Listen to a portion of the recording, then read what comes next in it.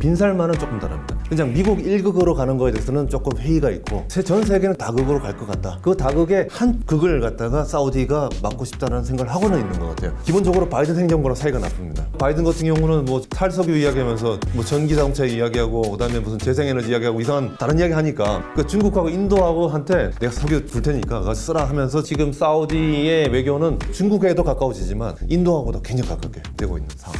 빈살만 같은 경우는 이제 왕이 돼야 되는 사람이기 때문에 스케일이 커야 돼요. 네옴시티가 이거 너무 좀 이게 상상의 산물이다. 원래 계획대로 그렇게 130km짜리 긴 도시가 되고 유리가 전기를 만들고 하는 그게 이루어질지는 그거는 이제 가봐야 아는 건데.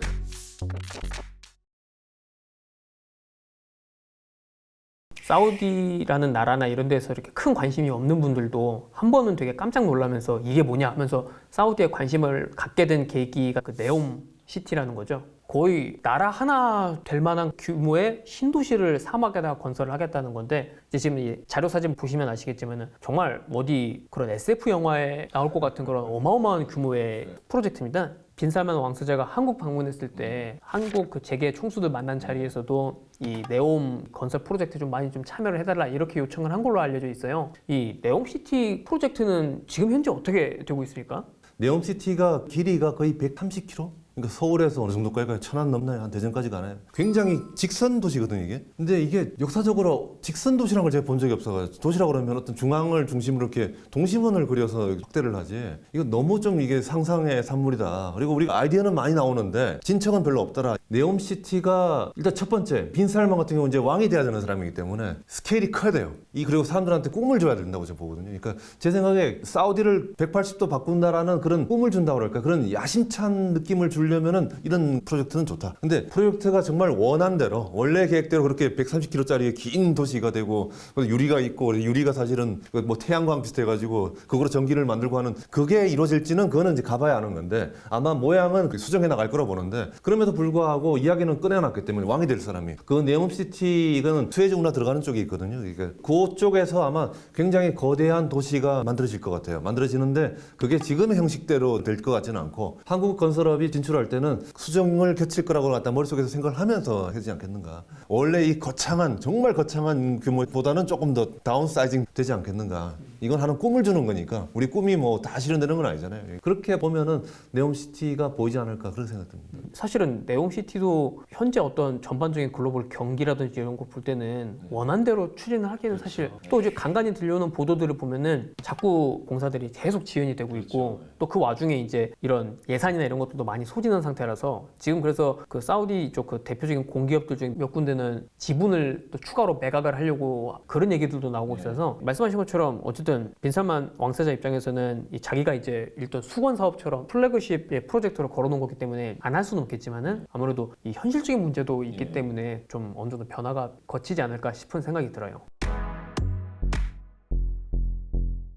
그것도 빈살만의 좀 확실히 전임 국왕들이랑은 일단 외교 스타일도 좀 많이 다르지 않습니까? 지금까지는 사우디는 미국 일변도의 외교를 했다. 그러니까 미국하고 손 꽉 잡고 우리는 석유 될 테니까 당신들은 우리를 안보를 지켜줘가지고 둘이 이 전 세계 글로벌 이코노미를 갖다가 같이 이끌자는 게 지금까지 외교였다면은 빈살만은 조금 다릅니다. 그냥 미국 1극으로 가는 거에 대해서는 조금 회의가 있고 어쩌면은 이 뭐 젊어서 그런지 아니면 워낙 알렉산더를 좋아해서 그런지 모르지만은 전 세계는 자기는 봤을 땐 다극으로 갈 것 같다. 그 다극의 한 극을 갖다가 사우디가 맡고 싶다는 생각을 하고는 있는 것 같아요. 그게 지금 이 사람이 이제 하나씩 외교를 배워가고 나이 들어가면서 거의 자기가 한 극을 만들 것처럼 이렇게 움직임을 했거든요. 그래서 빈살만 첫 번째 일단 떠오르는 게 기본적으로 바이든 행정부랑 사이가 나쁩니다. 바이든 행정부로 들어왔다 굉장히 곤란하게 만든 적도 많고 예전에는 미국 대통령과 사우디아라비아 국왕이 워낙 친하니까 뭐 중간 선거 같은 거 있으면은 이제 물가가 너무 올라가면은 석유 값을 낮춰가지고 물가를 좀 미국 사람들은 자동차 가솔린 이 가격에 되게 예민하거든요. 근데 갑자기 선거 앞두고 1리터에 얼마 하든 그게 20% 가격이 다운되면 기분이 좋아지거든요. 이렇게 1%, 2%는 영향을 미칠 거라고요. 근데 그래서 사실은 바이든 행정부가 요청을 좀 했는데 빈살만이 거부하고 오히려 가격을 올려버리고 망신을 주고 그랬죠. 사우디는 지금은 이제 미국하고 사이가 좀 많이 거리가 더 벌어졌고 대신 한때는 중국에 굉장히 가까워진 적도 있어요. 그러니까 중국하고 재작년까지 준비했던 게 뭐냐면은 중국도 이제 자기 통화를 갖다가 그 국제화폐를 만들고 싶어 하거든요. 국제화폐를 만들면 굉장히 좋지 않습니까? 종이 돈이면 사실 만드는데 제로인데 돈도 안 드는데 예컨대 100달러짜리 종이가 만드는데 한 100원 들까요? 200원 들까요? 그러니까 종이 한 장 가지고 14만 원치 물건을 사올 수 있으니까 이거 완전 공짜거든요. 이걸 프린팅을 막 할 수 있는 게 전 세계에서 미국밖에 없거든요. 왜냐하면은 미국은 프린팅을 해도 그게 전 세계로 같이 함께 사용하기 때문에 국내 인플레를 안 일으키거든요. 근데 왜 한국 같은 작은 나라, 우리처럼 국제화폐가 아닌 나라 같은 경우는 돈 찍어내는 만큼 우리가 10% 찍으면 10% 그대로 고스란히 우리는 인플레이가 되는 나라니까 우리는 못하죠. 미국 같은 경우는 돈 찍어서 전쟁 치르면 되거든요. 이라크 전쟁을 한다 그러면은 돈이 한 1000조 이상 들겠죠. 그 1000조를 갑자기 마련하는 방법은 간단합니다. 미국은 돈을 찍으면 되거든요. 근데 중국은 찍으면은 중국 경제가 무너져 버리기 때문에 절 못하거든요. 그래서 국제화폐를 만드는 게 꿈인데 작년 말까지 한창 하고 있던 게 뭐냐면 사우디아라비아하고 중국하고 석유 거래에 관련해 가지고는 그게 양이 많을 거 아니에요. 돈양이.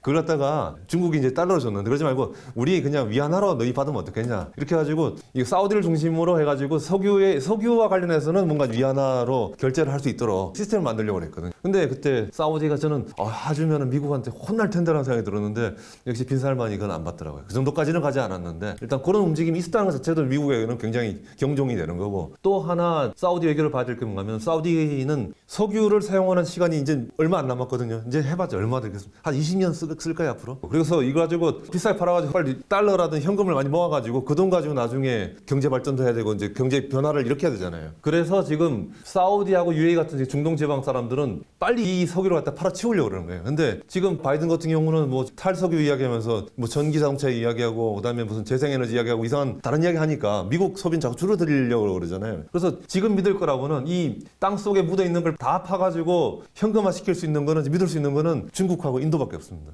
그러니까 중국하고 인도하고 한테 당신들은 아직까지는 좀 가난한 나라니까 석유 좀 써라. 당신들이 무슨 태양광이고 무슨 다른 거 고급스러운 거 하느냐 빨리 내가 석유 줄 테니까 가서 쓰라 하면서 그래서 지금 사우디의 외교는 중국에도 가까워지지만 인도하고도 굉장히 가깝게 지금 되고 있는 상황입니다.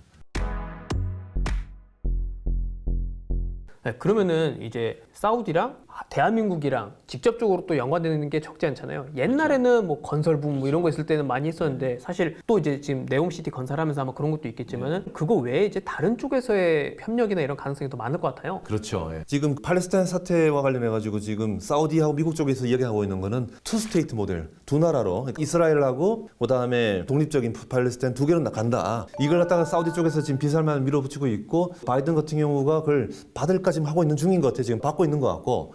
그런데 지금 사우디가 이스라엘에 가까워지는 걸 확실하게 하기 위해서 사우디한테 뭔가 선물 미국이 주려고 그러는데 그 중에 하나가 뭔가 지금까지는 동맹은 동맹이지만 완전한 동맹에 사인해가지고 문서화된 동맹은 아니었거든요. 그러니까 그걸 문서화된 동맹으로 해주겠다는 걸 지금 약간 미끼로 던지고 있는 것 같아요. 그래서 만일 사우디가 공식적인 동맹이 되면은 미국 무기를 많이 받을 것 같은데 그럼에도 불구하고 미국 무기라는 게 또 대량으로 살 수는 없을 정도로 굉장히 고가의 무기들이잖아요. 그래서 사우디가 최근 들어가지고는 한국 방산에 관심이 많은데 두 가지가 있는 것 같아요. 하나는 뭐냐면은 미국 무기가 이제 하이라고 그러는데 하이급으로는 굉장히 고급한 무기는 미국을 사고 그다음에 로우라든지 중간 정도 되는 거는 한국을 사겠다는 것도 있는 것 같고 두 번째는 뭔가면 사우디가 아까 말씀드린 대로 이제는 자기들도 산업 기반을 가지고 싶어 하는 거거든요. 근데 미국하고 무기 거래를 하면 미국은 무기만 팔아요. 근데 한국 같은 경우는 무기를 팔 때 꼭 우리는 기술 이전도 해주고 그다음에 현지 생산도 하는 걸 도와주는 게 있거든요. 그런 게 있으니까 사우디는 아마 한국하고 방산에 가장 관심 있는 거는 가성비가 좋은 무기를 산다는 것도 있지만 동시에 자기들도 방산 산업을 좀 키우고 싶은 게 있는 것 같습니다. 그래서 그런 점에서는 아마 사우디는 한국하고의 방산 협력이 굉장히 강화되지 않을까 저는 그렇게 보고 있습니다. UAE, 아랍에미리트 연방에 대해서도 같이 좀 살펴볼 겁니다.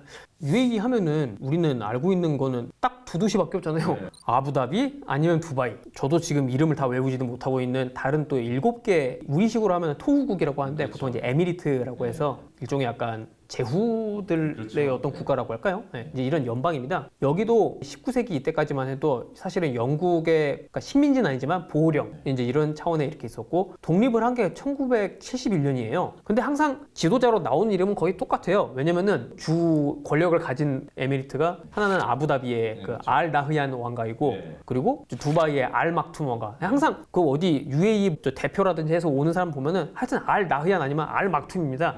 그래서 아부다비 사우디아라비아의 알 나흐얀 왕가가 보통 이제 UAE의 그 대통령 역하고 두바이의 알 막툼 왕가가 국무총리 겸 부통령 이렇게 해가지고 유지가 되고 있어요. 여기도 사실은 오히려 제가 볼 때는 빈살만이라는 되게 두드러지는 존재가 없어서 그렇지 UAE도 상당히 지금 진취적으로 현대화를 이제 진행하려 하고 있거든요.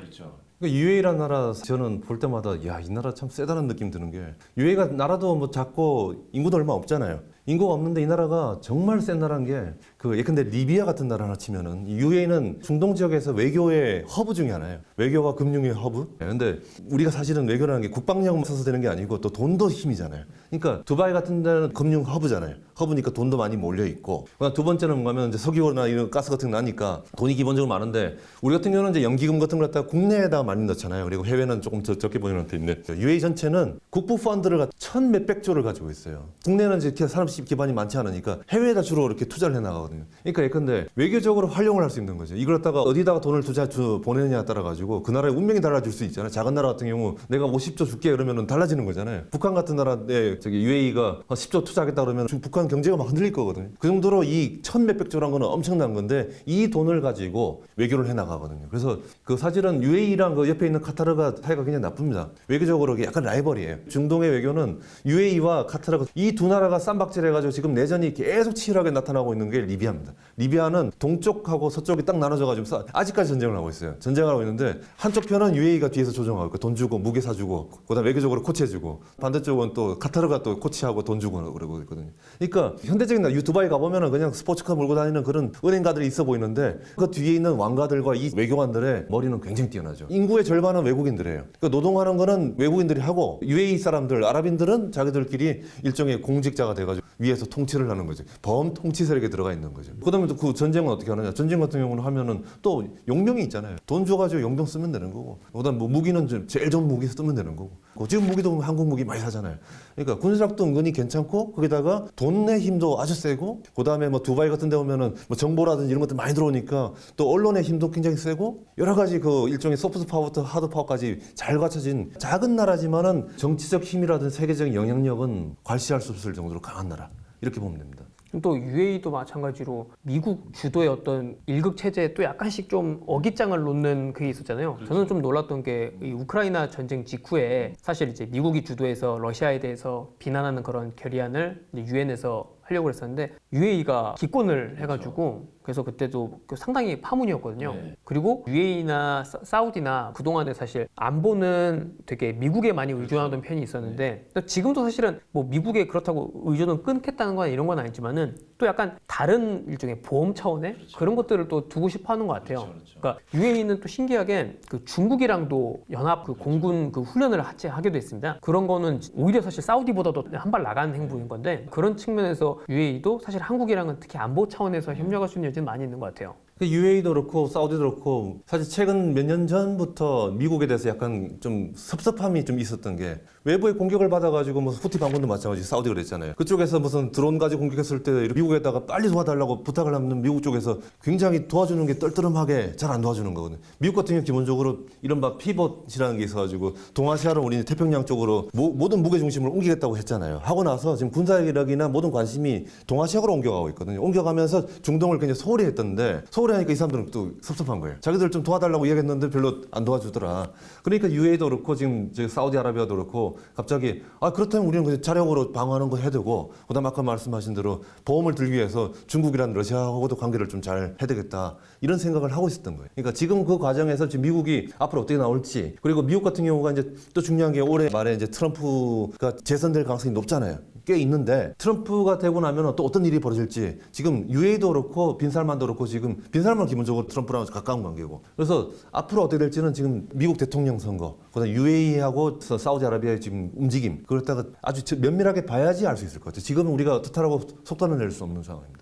이번 시간에 중동의 이제 질서에서 가장 중요한 역할을 하고 있는 두 나라 사우디아라비아랑 UAE에 대해서 알아봤습니다. 중동 나라들도 변화를 꾀하고 있고 그게 가능한 거는 이 석유나 이 화석 에너지를 통해서 비축해 놓은 이 현금이 많이 있기 때문에 이제 가능한 건데 그래서 또 최소한 향후 20년간은 어쨌든 계속 석유를 쓸 수밖에 없는 상황이고 당장 그런 영향력이 뭐 기울어지거나 이러지는 않을 뿐더러 또 그걸 가지고서 지금 전략적으로 활용을 하려고 계속 모색을 하고 있기 때문에 거기다가 만약에 미국에서 트럼프 대통령이 재선에 성공하는 케이스 되면은 그때는 이제 더 예상하기 힘들게 변할 수가 있죠. 그래서 앞으로도 그 UAE 그리고 사우디 빈살만 왕세자의 또 행보나 이런 것들은 계속 지켜봐야 될 필요가 있고요. 이번 시간에는 이렇게 중동의 핵심 변화의 축인 이 두 나라에 대해서 살펴봤습니다. 감사합니다.